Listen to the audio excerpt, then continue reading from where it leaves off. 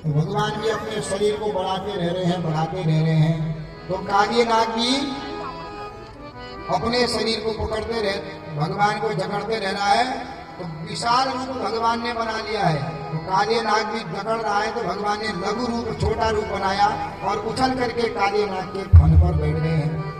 101 fun है काली नाग के।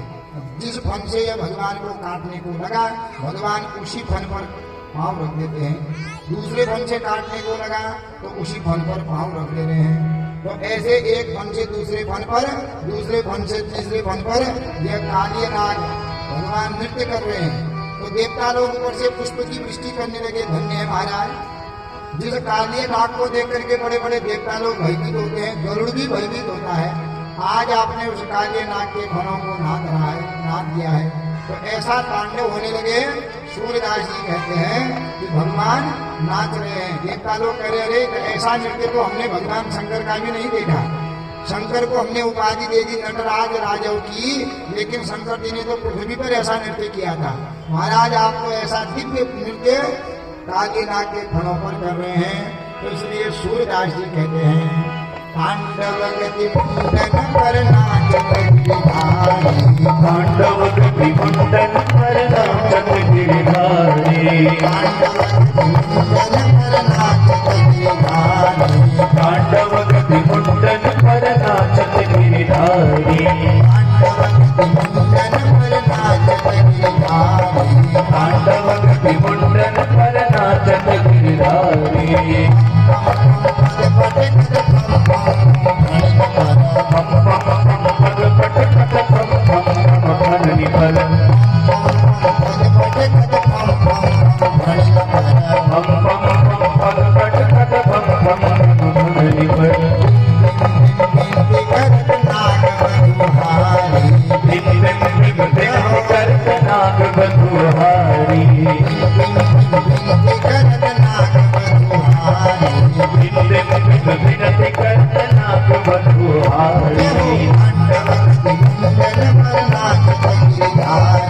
तांडव गति मुंडन पर नाचत गिरिधारी, तांडव गति मुंडन पर नाचत गिरिधारी।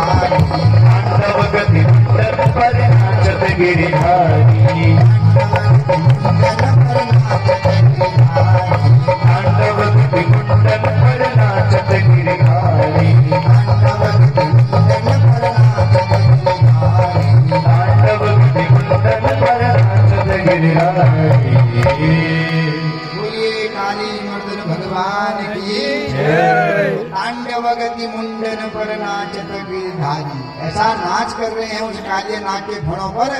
जब तक काली नाग को शक्ति है भगवान को काटने के लिए फण उठा रहा है, लेकिन भगवान ने ऐसा नृत्य किया कि सब नाग फणों को फोड़ दिया।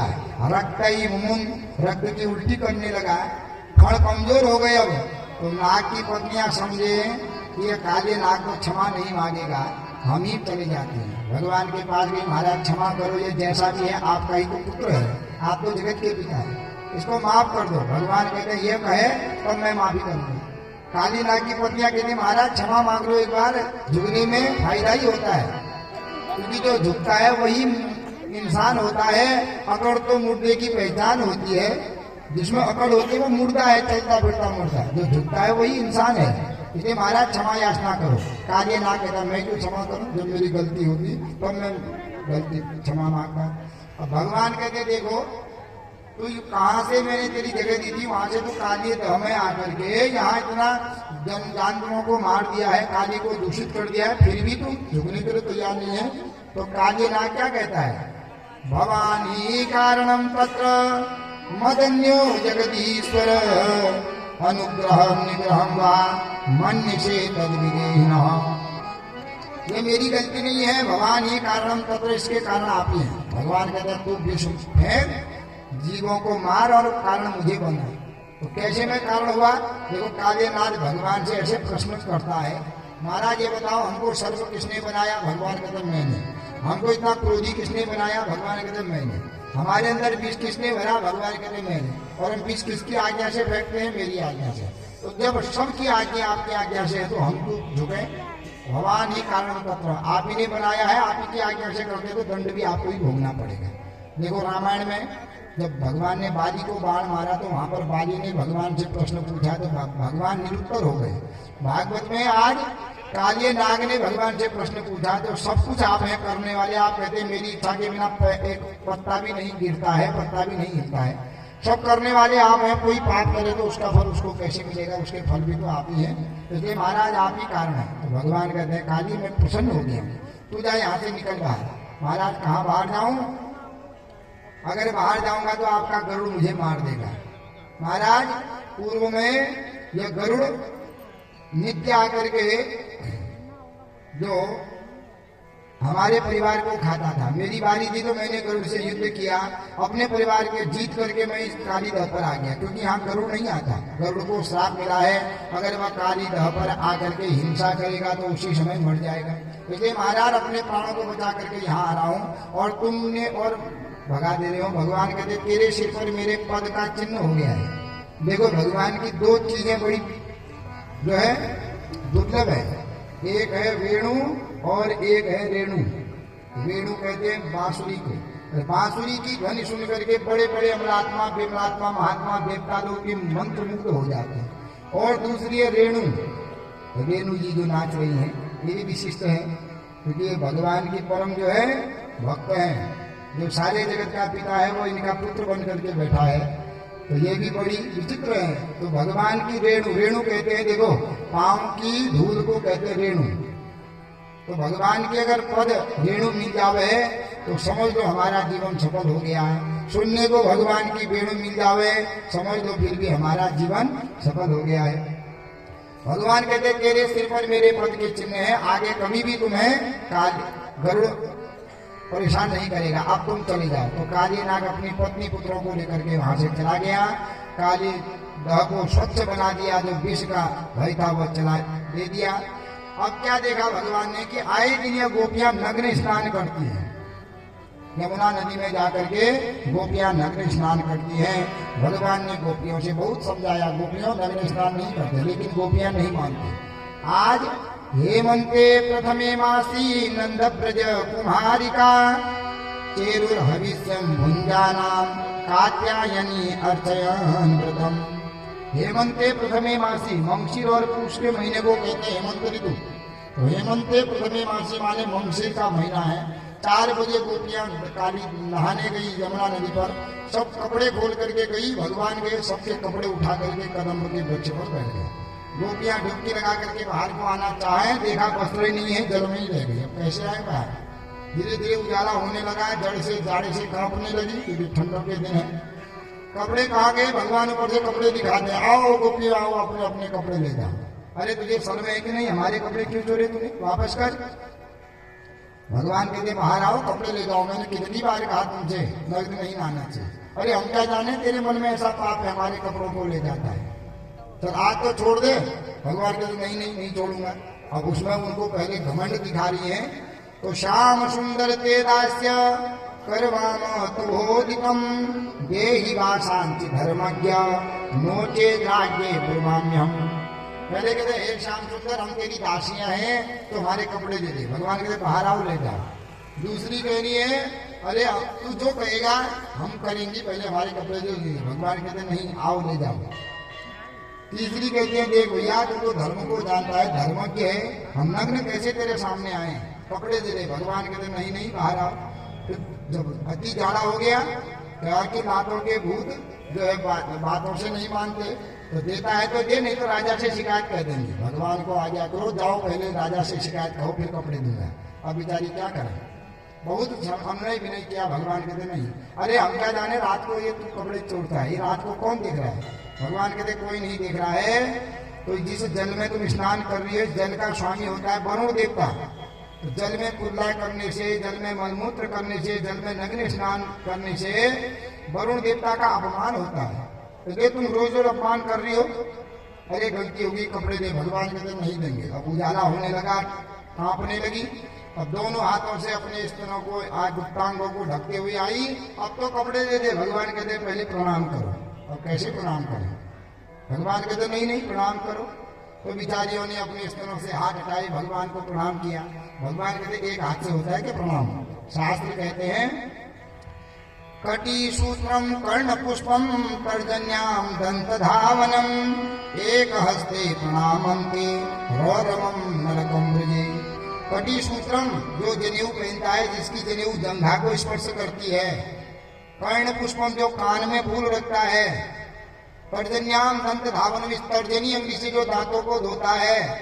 एक ही हाथ से जो प्रणाम करता है वो सब गौरव नरक में जाता है। मतलब एक हाथ से प्रणाम कर रही हो, दोनों हाथों से प्रणाम करो। तो क्या करें बेचारी, दोनों हाथ।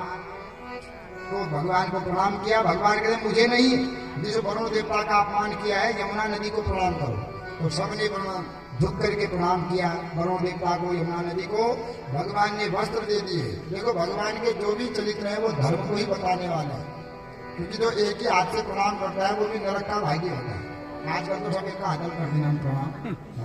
रौरवकम नरकम ब्रजे। कहते हैं कान में फूल नहीं रखना चाहिए, फूल को सिर पर रखना चाहिए। तो अशिका होती है वो सिर पर रखनी चाहिए। जनेऊ को नाभि से नीचे नहीं होना चाहिए। नाभि से नीचे जनेऊ होने पर क्या होता है, वो पाप का अधिकारी होता है। कि लंबी जनेऊ है तो गांठ लगा लो, गले में लपेट लो।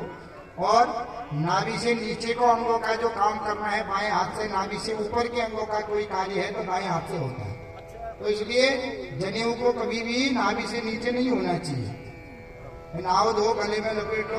अब बार बार हमारे गुप्तांगों को स्पर्श कर रही है तो गुप्तांगों को स्पर्श करने वाले से जनेऊ अपवित्र हो जाती है, फिर बदलना पड़ता है। कान में जो फूल रखता है वो नरक का अधिकारी होता है। इसे तर्जनी अंगली से दांत नहीं धोना चाहिए।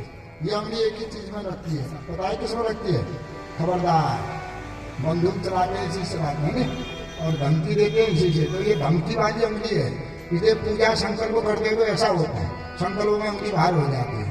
तिलक लगाना है तो इससे आगे उसे लगाओ, ये बाहर हो जाती है। तो ये देव कार्य के लिए ये तर्जनी अंगली क्या कही गई है, त्याज्य कही गई है। क्योंकि अहंकार को दिखाती है। देखो ये अंगली जब कहती है खबरदार एक से, तो ये तीनों क्या कहती है, अरे तू कैसा है पहले अपने को देख तब दूसरों से कहेगा। हम किसी को एक अंगली दिखा रहे हैं तो तीन अंगलियां कहती है, ये तीनों समझदार है ना। ये कहती है अपने को देख पहले तब दूसरे को दिखाएगा। और ये अपने को नहीं देखती और सदा दूसरे के लिए ही उठती है अंगली। इसलिए ये अंगली क्रोध लड़ाई का कारण बनती है। इसलिए अंगली देव कार्य के लिए त्याज्य कही गई है। तो इस प्रकार सबने प्रणाम किया, वस्त्र लेकर के गए। भगवान कहते देखो गोपियों, आज मैंने तुम्हारे वस्त्र हरण कर दिए, तुम अष्टमी में रास की अधिकारिणी हो। आने वाले शरद पूर्णिमा में तुम रास की अधिकारिणी हो, मैं तुम्हारे साथ रास करूंगा। गोपियां दौड़े दौड़े कात्यायनी मंदिर में गई। कात्यायनी महामाई भवानी भुवनेश्वरी नंद गोपा सुखम देही पति में गुरुदे नमः। हे कात्यायनी आप हमें नंद के पुत्र को हमारा पति बना दो। भगवती कात्यायनी वरदान देती है कि तुम्हारी मनोकामना पूर्ण होगी। तो आज भगवान घर गए तो देखा आज है कार्तिकी अमावस्या का दिन, जिस दिन हम लोग महालक्ष्मी अमावस्या के दिन। तो क्या देखा कि सारे ब्रजमंडल में पकवान बन रहे हैं। मैया भी खूब और अनेक प्रकार के लड्डू, पेड़े, मिठाई, सेल, पूरी आदि बना रही है। तो बच्चों की क्या होती है, आंख में भूख होती है। जो चीज देख दिया, मुझे भूख लग गई, मैया मुझे बहुत भूख लगी है, दे दे दे दे मुझे। मैया कहती भाग यहाँ से, तेरे लिए नहीं है। तो किसके लिए है? अरे ये जय जय के लिए है। किसकी जय जय होगी, कब होगी, क्या होगी, कैसे होगी? मैया कहती मैं पका रही हूँ, तेरी बातों में रहूंगी तो जल जाएगा, बाहर जा तेरे बाबा से पूछ। बाहर गए, बाहर जाकर के पिताजी से पूछने लगे। कथ्यता में पिता कोयम संभ्रमो पुमुपागता किम फलम कस्य नोद्देश्यम येन वा साध्यते मखः। हे पिताजी, मैया कह रही है जो पकवान बन रहा है जय जय के लिए, जय जय कौन है? हमारा हम किस जय जय की पूजा करते हैं, क्यों करते हैं, किस लिए करते हैं, अनेक प्रश्न करते हैं। नंद बाबा कहते बेटा, पर्जन्यो भगवान इंद्र मेघा तस्यात्ममूर्तयः ये विवर्षन्ति भूतानां प्रीणनम जीवनम पयः। बेटा, हमारा जो आराध्य देवता है वो इंद्र है। तो पिताजी इंद्र दिखता कैसा है? तो मेघा तस्या आत्ममूर्तयः, जो ये बादल है यही उस इंद्र की आत्ममूर्ति है, उसके समान ही मूर्ति है।